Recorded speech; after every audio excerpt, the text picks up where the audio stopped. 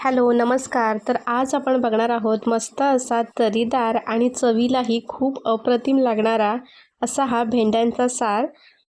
एकदा का तुम्ही या पद्धतीने हा सार बनवलात तर नक्कीच भेंडीच्या भाजीऐवजी तुम्ही हा सार बनवाल, हे मात्र नक्की. तर मी प्रिया, मी आपल्या प्रियाज व्हेज रेसिपीज अँड ब्लॉगमध्ये आपलं अगदी मनापासून स्वागत करते. चला वेळ न घालवता रेसिपीला सुरुवात करूयात. तर भेंडीचं सार करण्यासाठी मी इथे घेतली आहेत भेंडी आणि ती मीडियम साईजची अशी कोवळी अशी भेंडी घेतली आहेत आणि त्यांना मी पहिलं स्वच्छ धुवून आणि पुसून व्यवस्थित असं घेतलं आहे. तर भेंडीचं सार करण्यासाठी आपण कशाप्रकारे भेंडी कापणार आहोत ते पुढे बघूयात. तर हे बघा, सर्वप्रथम आपल्याला पुढचं देठ आणि मागची बाजू कापून घ्यायची आहे नेहमीप्रमाणे, जसं आपण भाजीला सुद्धा करतो. आणि आता आपल्याला काय करायचं आहे, एक मध्ये अशी कट मारून घ्यायची आहे आणि त्याचे 2 तुकडे करायचे आहेत.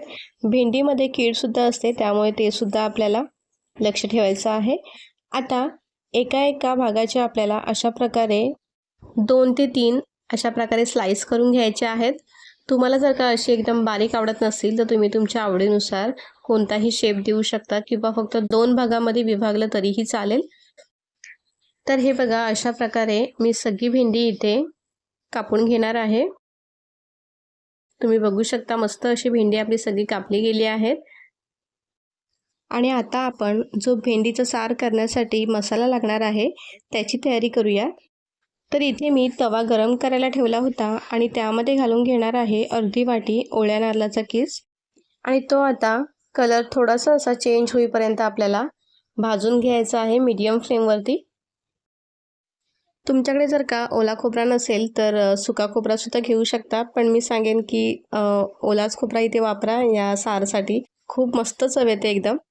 आता हे बघा, इथे आपला ओला खोबरा भाजून झाला आहे, ते काढून घेऊयात आणि त्याच तव्यामध्ये आता आपण कांदासुद्धा भाजून घेणार आहोत. तर इथे मी एक मीडियम साईजचा कांदा घेतला आहे अशा प्रकारे बारीक करून. तो सुद्धा आपल्याला आता हलका असा मऊ होईपर्यंत भाजून घ्यायचा आहे. तर कांदा भाजताना आपल्याला तेलाची गरज नाही लागणार, कारण की आपण पहिला खोबरा भाजून घेतला होता आणि खोबरा भाजल्यानंतर तेल सोडतो, त्यामुळे आपल्याला इथे अजिबात गरज लागणार नाही कांदा भाजण्यासाठी. तर हे बघा, आपला कांदासुद्धा मस्त असा भाजला गेला आहे, तो सुद्धा काढून घेऊया. आणि हे बघा, आपला कांदा खोबरा मस्त असा थंडगार झाला आहे. तर इथे वाटण्यासाठी काय काय घेणार आहोत ते बघूयात. तर इथे मी लसूण घेतले आहे 4-5, अर्धा इंच आल्याचा तुकडा आणि कोथिंबिरीचे दांडे घेतलेत. तुम्ही याऐवजी कोथिंबीरसुद्धा घेऊ शकता, पण मस्त चव येते कोथिंबिरीच्या दांड्याने, एकदम सुगंध येतो. आता हे सगळं आपण मिक्सर जारमध्ये काढून घेऊया. आता यामध्ये पाणी घालून घ्यायचं आहे बारीक वाटेल असं. तर इथे आता आपलं पाणीसुद्धा घालून झालं आहे. आता याला झाकण मारून आपण त्याची बारीक पेस्ट तयार करून घेऊयात. तर हे बघा, आपला मसाला इथे तयार झाला आहे. चला तर फोडणी द्यायला घेऊयात. तर फोडणीसाठी मी इथे 4 मोठे चमच तेल गरम करायला ठेवला होता. आता तेल चांगलं तापलं की आपल्याला यामध्ये घालून घ्यायचं आहे पाव चमच जिरा आणि कढीपत्ता. तर इथे मी कढीपत्त्याची 7-8 पानं घेतली आहेत. आणि आता या तेलामध्ये घालून घ्यायचं आहे आपल्याला जी आपण भेंडी बारीक करून ठेवली होती ती. आता ही भेंडी आपल्याला तेलामध्ये व्यवस्थित अशी फ्राय करून घ्यायची आहेत, त्याचा कलर चेंज होईपर्यंत आणि मऊ होईपर्यंत. आणि गॅसही आपल्याला लो टू मीडियम ठेवायची आहे, नाहीतर मग खाली लागू शकतो. असं आपल्याला मध्ये मध्ये गॅस कमी जास्त करून हे परतवून घ्यायचं आहे. आणि तुम्ही बघू शकता भेंड्यांचा हलकासा असा कलरसुद्धा चेंज झाला आहे आणि एकदम मऊ झाले आहेत. आता या स्टेजला आपल्याला काही मसाले त्याच्यामध्ये घालून घ्यायचे आहेत. तर इथे मी 1 चमच लाल तिखट घेतला आहे. तिखट तुम्ही तुमच्या आवडीनुसार घ्यायचं आहे. त्यानंतर अर्धा चमच धना पावडर, अर्धा चमच गरम मसाला आणि मी इथे पाव चमच हळदी पावडर घेतली आहे. आता हे सगळे मसाले घालून झाल्यानंतर आपल्याला व्यवस्थित असे मिक्स करून घ्यायचे आहेत, म्हणजे व्यवस्थित असं लागलं जाईल त्या भेंडीला.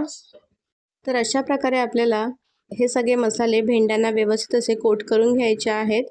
आणि असे हे मसाले तेलामध्ये टाकले की आपल्या सारला तरी खूप छान येते. आता हे बघा, आपलं व्यवस्थित असं सगळं मिक्स करून झालेत मसाले.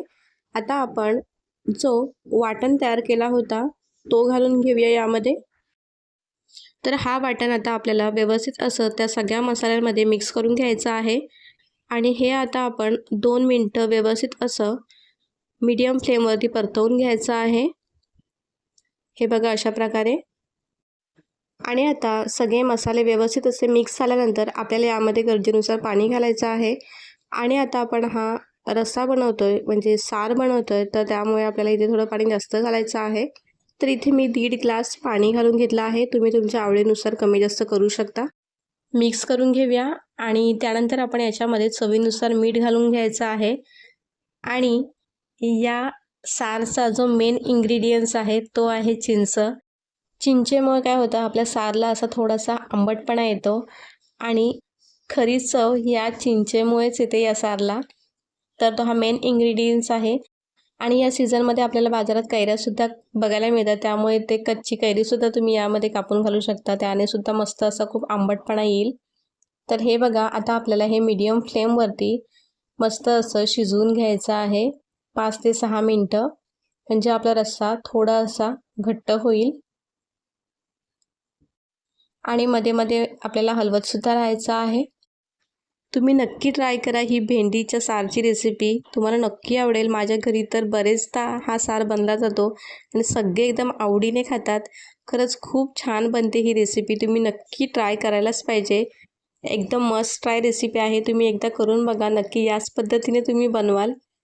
तर ही बघा आता आपली इथे 2 ते 3 मिनटं झाले आहेत। हलकासा असा थोडा आपला सार जो आहे तो घट्ट होत चालला आहे आणि या स्टेजला आता आपल्याला कोथिंबीरसुद्धा घालून घ्यायची आहे आवडीनुसार।